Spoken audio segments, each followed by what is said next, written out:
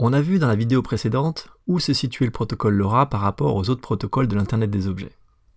On a aussi vu que le protocole LoRa, il était plutôt destiné à avoir une longue portée mais un faible débit. Le protocole LoRa, il utilise donc le spectre hertzien pour pouvoir communiquer. Mais il a la particularité d'utiliser les bandes qui sont dites libres.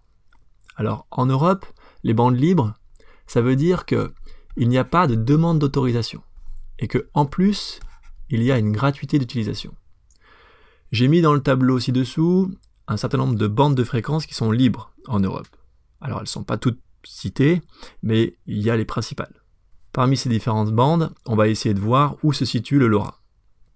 Alors d'abord, on a les bandes communément utilisées pour le Wi-Fi, ainsi que le Bluetooth, qu'on appelle Bluetooth Low Energy.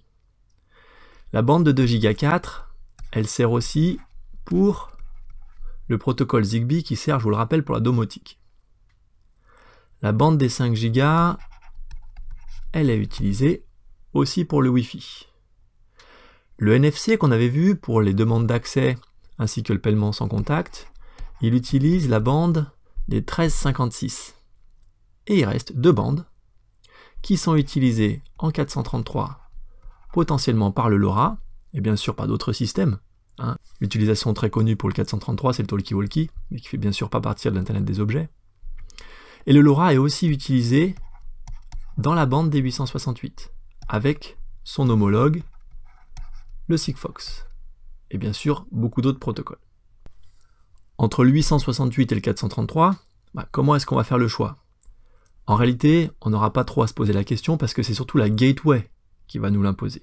C'est-à-dire que si on a une gateway, et comme ça sera le cas pour nous, qui fonctionne en 868 MHz, eh bien les devices LoRa qui devront dialoguer avec cette gateway devront obligatoirement avoir une bande de fréquence à 868 MHz. Donc on connaît la bande de fréquence. Maintenant il va falloir essayer de comprendre comment des dizaines voire des centaines d'objets communicants vont pouvoir transmettre des informations sur la bande de fréquence des 868 MHz, tout en faisant en sorte qu'à l'arrivée, l'ensemble des messages soit démodulé avec un message compréhensif. Et donc pour que ces centaines d'objets puissent communiquer entre eux, on va voir trois techniques dans les prochaines vidéos.